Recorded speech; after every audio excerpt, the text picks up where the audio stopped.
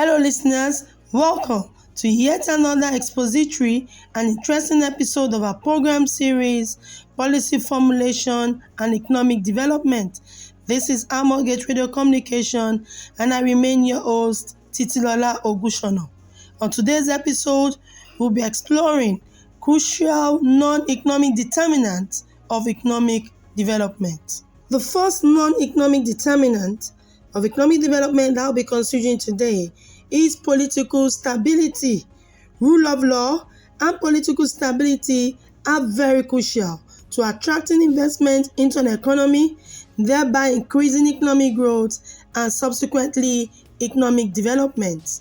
According to results from World Bank report on inward investment conducted in 2017, political stability and security, presence of legal and regulatory environment were ranked as the most important factors that foreign investors would consider before investing in any economy. So before anyone will come into your economy to invest, to bring in their capital, to bring in their technical know-how, they want to look at how stable your economy is in terms of their political environment. In addition, no investor want to come into an unsafe environment. They want to be sure that their property, their lives would be safe before they come into your nation. Political instability is a serious factor that could affect economic performance, growth, and development. You can rule out war, you can rule out political influences in a nation where its political terrain is very unstable. So are there instances where political instability, war has affected economic performance, output, growth in an economy, affected the standard of living? Oh, yes. Let's look at an example here. The war between Russia and Ukraine. This happened at a time when the whole world was just recovering from the aftermath effect of the COVID-19 pandemic. The invasion of Ukraine by Russia on the 24th of February 2022 resulted in widespread suffering, shortages of grain, fertilizer, and energy, thus led to an increase in inflationary pressure and economic uncertainty. In actual fact, according to Organization for Economic Cooperation and Development, OECD, it reported in November 2022 that this conflict contributed greatly to the weak development of the economy in that same year, in the year 2022. So you can see, even citizens would not be able to, improve the output of the economy. There'll be so much lost, so much of losses incurred in the coming after the war. So let alone investors. No one wants to go to a terrain like that. It's going to affect, it's going to lead to capital flight. It's going to affect everything in the economic structures, and all that, among other factors. Okay, so let's look at another example. Not just war, even political influences or politicking would affect businesses, in an economy negatively. And once businesses are affected, the level of output will be affected. And when level of output is affected, it's going to speak back to, unemployment rate, reduction in profit. It's going to reduce business expansion. It's going to speak back to even, the standard of living, and a lot of other factors, development indices. So, when you talk about political instability, political influences, are not just referring to war. Politicking also affects, trade systems, trade patterns. Okay, let's consider another example. Let's look at the trade war, that ensued between the U.S. and China. Did this trade war have any significant effect on businesses? Oh yes. As a result of the trade war, taxes, were placed on items imported, from China by the U.S. What effect did this have? It made import no more expensive for firms. So some firms will be badly hit than others. For firms that have their main suppliers in China, so definitely it becomes something to worry, a cause for worry for them. Okay, so what's the way out for those firms? Well, they had two options. It's either they look for new suppliers in other countries outside of China, or they have to, if they have no choice, they can't get an alternative immediately. It means that it will lead, the taxes that have been raised will lead to an increase in their own cost of production. Thus, that will impact their prices. And once that impact their prices, definitely, the law of demand says that the higher the price, the lower the quantity demanded. But ceteris paribus, all things being equal for normal goods anyway. So if those goods fall within the range of what we call normal goods, so definitely when price increases, the level of quantity demanded items for those goods will fall. And when that falls, definitely is going to affect the profit margin. And affecting that profit margin has a lot of implications, both economic and financial implications. So if you look at it, politicking, war, all of those things speaks to the level of stability, political stability in an economy, and that, though it is not a direct core economic determinant, but it's going to affect, it speaks back, to economic factors. Because when you talk about economic factors, you're talking about what affects the economy directly. So it's a non-economic factor, but it's also very core, because it's going to affect the level of investment. It's going to affect the ability to attract investors into the economy. It's going to affect the livelihood of your people. It's going to affect, even the mental state of your people. It's going to affect all those core tenets of development. So let's consider ranking of countries with the highest level of political instability. According to Statista.com, for the year 2022, we had about top 9 countries with very high level of political instability. But the country as of that year with the highest level of political instability is Syria. Well, the reason is not far-fetched because of the civil war that broke out since 2012. So Syria comes, as number 1 on the list of countries with highest level of political instability. Next to Syria is Afghanistan at number 2. Number 3, the third most politically unstable country, and number 3 is Somalia. The 4th is Yemen, the 5th is Iraq, the 6th is Myanmar, that's a country in Asia, the 7th, South Sudan, 8th, Libya. Then we have Central African Republic, and next to that we have Ethiopia. So these are the top countries, when talking about level of political instability as at 2022. If you look closely at these countries, you realize that this would have impacted the level of economic growth, the level of economic development. So we have considered, ranking of countries with the highest level of political instability, but other countries around the globe that would tend to be stable, to be peaceful to live in. Oh, yes. So let's look at the world's most peaceful countries, compiled by Global Peace Index. This was compiled by International Think Tank for Economics and Peace. We call them the IEP. It covered about over 163 independent states. And the ranking was actually based on 23 indicators grouped into 3 criteria. The first criteria was looking at the societal safety and security. The second criteria was the extent of ongoing domestic and international conflict in these countries. And the third is the degree of militarization. And what they realized about compiling this was that 84 countries improved in around these 3 criteria we mentioned, and while 74 countries deteriorated. So while some moved up the ranking, some moved further below the ranking. So let's start with the ranking. The 10 most peaceful countries to live according to World Peace Index. At number 10 we have Switzerland.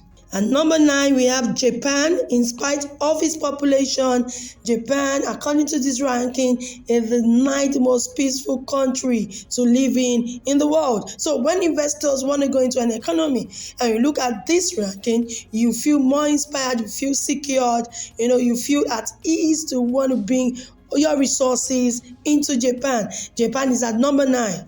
At number 8, we have Slovenia. 7, we have Portugal, the 7th most peaceful country to live. Portugal at number 7. So at number 6, who do we have? What country do we have there? We have Singapore. And Singapore's position is quite interesting because as at 2008, it ranked 22nd position. 22nd. So how did Singapore move from 22nd position in 2008 to the 6th position, as at 2022, over a decade later? How did he move up the ladder? One main factor was its militarization level. And recall I said earlier that there are three different points of criteria of measuring this. And what they do was that they deployed many people into their police and military forces, and that because that main stream of income lies in their seaborne trade. They had to strengthen, the naval base, and resources to ensure the smooth passage of their vessels. So they stepped up in terms of militarization, and this was part of the factor that ended that spot from 22nd position to 6th position. At number 5, we have Austria, and that is at number 5, the 5th most peaceful nation in the world. So at number 4, which country do we have? We have New Zealand, the fourth most peaceful country to live in the world. New Zealand. And there's some interesting parameters about New Zealand. It's like almost the same size as that of the UK. They have a population of maybe about 5 million, and they rank top in terms of health status.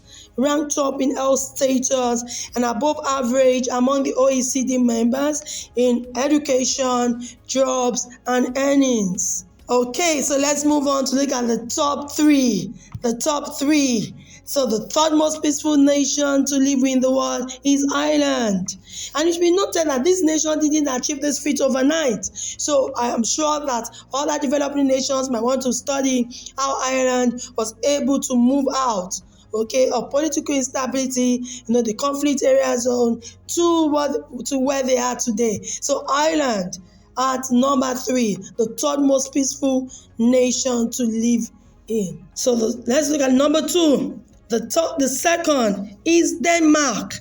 And Denmark has regularly been named as one of the most happy nations in the world. Since this ranking began in 2008, it has maintained its position between the 2nd to 5th position. 2nd, 3rd, 4th, 5th, has maintained it. And it's a very safe country to travel to and live in. It has high level of political stability, but they enjoy optimum enjoyment of freedom of the press. There is great respect for human life in Denmark. They have high level of income equality.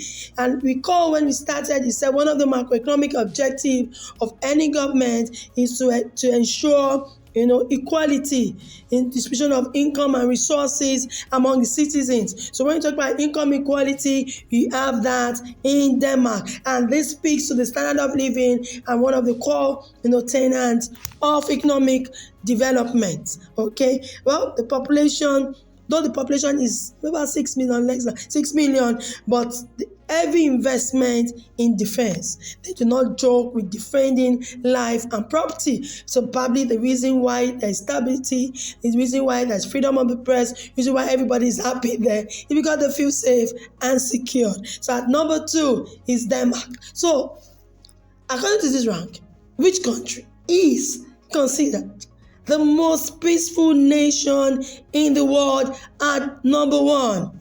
The world's most peaceful country, according to 2023 Global Peace Index ranking, is Iceland. and it has retained its number one spot as the most peaceful country in the world for 16 years in a row since the inception of this index in 2008. Well, some could argue that it could be because of the population of less than 500,000 people, but some things are very admirable about this country. The crime rate is very low. They have sound education and welfare systems.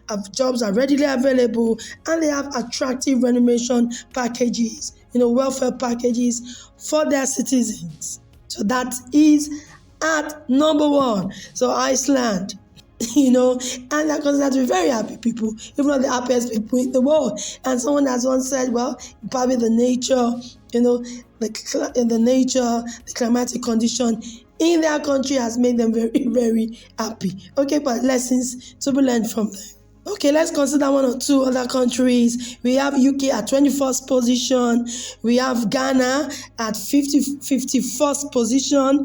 We have Mauritius at 23rd position. And we had Nigeria at the 144th position in the ranking of 163 countries. So I'm sure there are lessons to be learned here. The second non-economic factor or determinant of economic development that we'll be considering is the level of corruption. I'm sure some of you will be smiling or laughing right now. Well, we can say this has been overflogged, okay, but we need to look at it intensely to even look at what do we mean by corruption.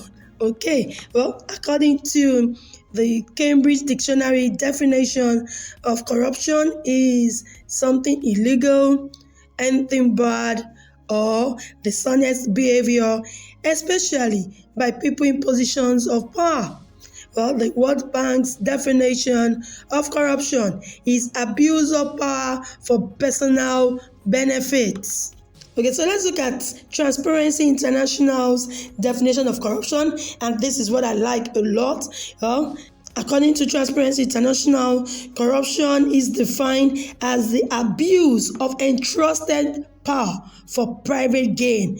That is, you have been entrusted with power and you are now using that position for your personal gain. And according to them, it has various effects. One is that it's going to erode trust levels, it's going to weaken democracy, and also is going to encourage or facilitate income inequality. We keep talking about income inequality, the gap between the rich and the poor. Corruption is one lever that helps to further widen that gap. It's going to hinder economic growth.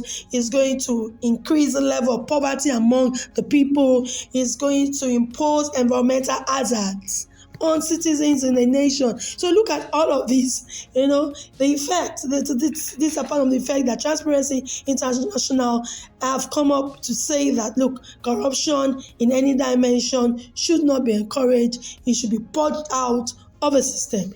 Now let's look at the various forms, means or modes of corruption. What are the various forms of corruption? Because it can exhibit itself in various circumstances. So let's look at the first scenario, the first circumstance. When a public servant, anybody holding a public position, demands or receives favors or monetary reward in exchange for services, that is corruption. You're in a position of power, a public position, and in exchange for any service, you have received either monetary reward, any form of favor. That is corruption. That's the first circumstance, okay? Let's look at the second. A situation where a public servant or politician misuses public funds. When you misuse public funds, you have I don't want to diverted it to something else. Okay, or grant contracts based on personal relationships, sacrificing competence. I'm not saying that when you could have relatives, they go through the due process, normal process, and they are competent for the job, and they get it based on merit. It's a different ballgame. But when you know that you have other people, that companies, that are also in that race to win the contract, and they are better qualified, more qualified than your candidate, that is corruption. If you award that contract based on personal relationship at the expense of competence, that is circumstance number two. It doesn't refer. Now, the third one is also good, and I like it because we've said, the first and second circumstances was actually faced of public holders and public office holders, public servants, and politicians. But this refers to the private sector as well. When any private organization or corporation, when they bribe officials to influence bid wins. Okay, so it's not just about the officials. It takes two to tango. When you, in any way, try to influence a bid process, that is corruption. So what are you saying? Corruption can happen anywhere, to anyone, can also adapt to different contexts and changing circumstances. Some of you could say, oh, thank God I'm not here. I don't grant contracts. I'm not directly in charge of funds, public funds. So that means I'm exempted from this line of corruptible practices. Okay, now I want you to note that not all acts of corruption result in payments or bribes. It might not involve money directly. So want to ask me how? Okay, when a public employee who claims to be sick, who claims to be ill, but goes on vacation, okay, you have sent in your sick paper, you are indisposed, you are ill at the moment, but you are not actually ill, just because you want to take a vacation to relax. Okay, that is also abusing your public position for personal life. So that is also corruption. Let's look at the effects of corruption on the economy.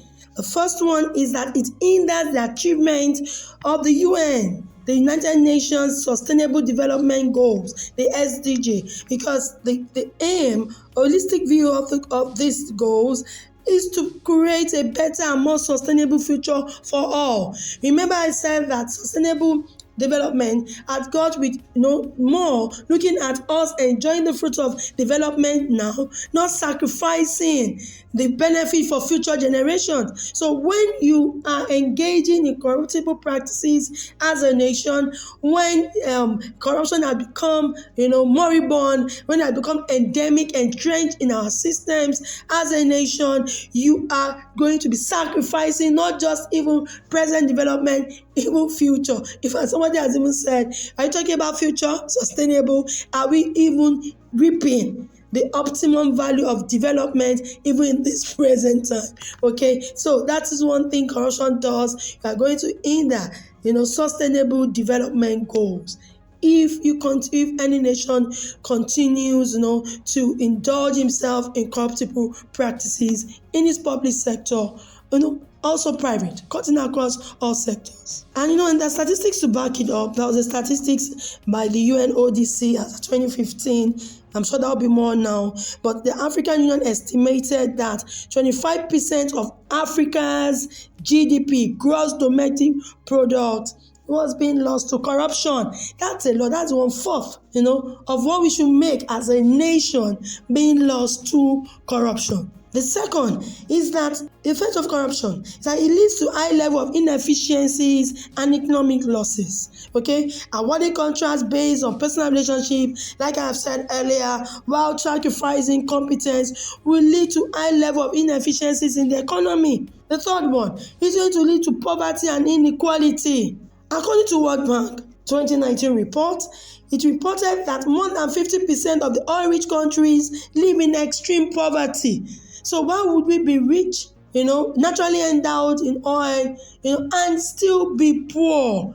It's one factor, corruption. Just look around you and you realize it's a whole lot. Inefficiencies, income inequality, people get even frustrated because you realize that you'll be preaching the wrong values, that effort doesn't count. Okay?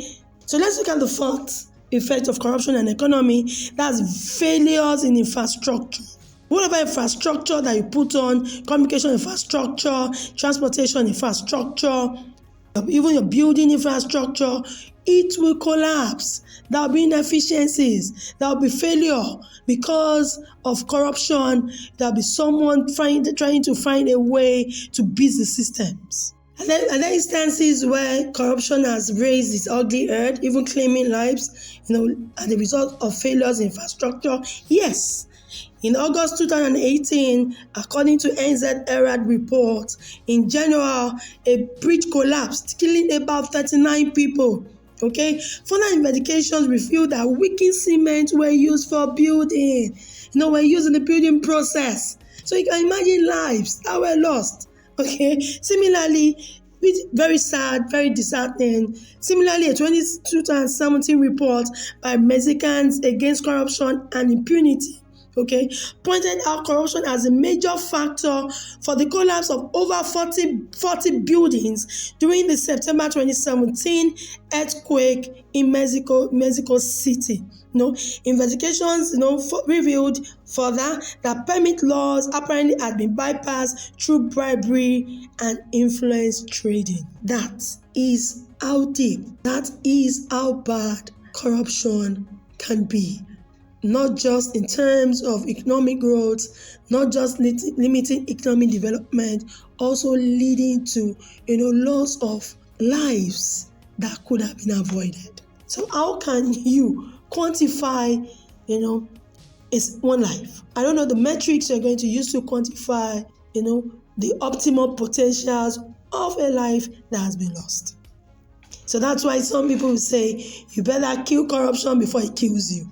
Okay, so we can go on and on about the effect of corruption, but you know that if you are talking about even economic growth, the basis of life, corruption can kill. So mechanisms must be put in place to purge it out of your systems as a nation, and not playing lip service to the issue of corruption, because it comes in different forms and different shades. So let's look at statistics, okay? According to Corruption Perception Index carried out in 2022, it revealed that corruption is thriving across the world, okay? What the Corruption Perception Index had to do was to rank 180 countries and territories across the globe to perceive the level of public sector corruption. And the score was actually, on a scale of 0 to 10. 0 highly corrupt, 10 very clean. So let's look at the most corrupt nations in the world and the least corrupt nations in the world. According to Transparency International, let's look at the least corrupt nations around the globe. Okay, at number 1, that is the very clean country, the least corrupt nation in the world is Denmark, okay, followed by the 2 countries occupying the same position as second, least corrupt nations in the world. We have Finland and New Zealand at number 2, followed by Norway, okay, followed by Singapore and Sweden occupying, the post position at the 5th least corrupt nations in the world. We are followed by Switzerland, Netherlands, Germany, Ireland and Luxembourg. Okay, we have Ireland and Luxembourg occupying the same position, the 10th position. So these are the least corrupt nations in the world. And you see that this also speaks to the level of development if you put on your analytical lenses to look critically at these countries. So on the other hand, let's consider the most corrupt nations in the world. Not according to my ranking, Transparency International's ranking. Okay, so the most corrupt nation at number 1 is Somalia. Out of 180 countries, they ranked 185th. Okay, Somalia. Next to Somalia, we have two countries ranking, the same as the second most corrupt nations in the world, Syria and South Sudan.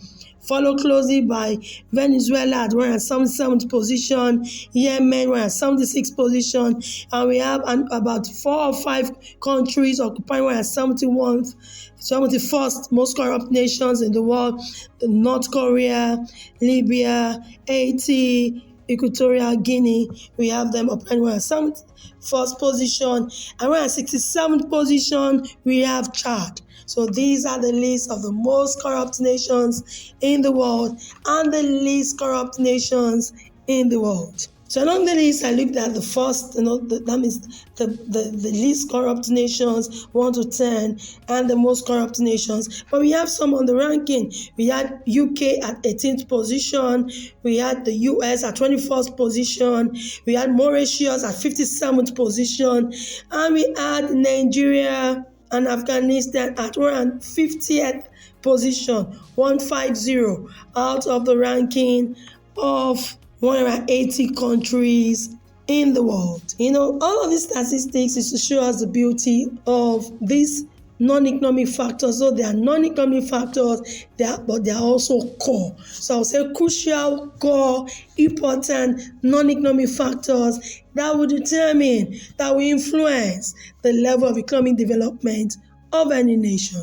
So government should continue to look at policies, existing policies, review policies, update policies, formulate new policies, pass new laws that would help strengthen the economy by looking at all of these economic factors, because we have direct relationship between level of corruption and level of poverty in a country. So if the level of corruption is very high, definitely your level of poverty in that country is going to be very high, income inequality will be very high, and as indirect relationship, inverse relationship, your level of development, if your level of corruption is very high, definitely your level of development, economic growth will be low. So these are factors that we want to look at, and on this program we'll be talking further on the role of policy, what are the important part, of every policy that should be embedded, that every government must adopt to formulate, the right policies, robust policies that would ensure economic development. And in fact, we also talk about sustainable economic development. On this note, we draw the curtain here. A very big thank you to everyone for staying tuned to the end of today's broadcast. We hope that you have learned 1 or 2 things. We look forward to having your feedback and comments. The email address is contact@theamorgate.org. We invite you to join our programs that run through Mondays to Friday at 5 p.m. WAT. For your consulting and communication needs, you are here to have it covered at Amorgate. Please check our social media handles to find out more about us. On LinkedIn, Amorgate, Instagram, Amorgate, Facebook, Amorgate, and the website is www.theamorgate.org. Just before I go, I'll leave you with the words of Kofi Annan, which says, "If corruption is a disease, transparency is a central part of its treatment." Till I come your way next Friday, same time, 5 p.m. WAT on Amorgate Radio Communication, I remain Titilola Ogunshono saying bye from here.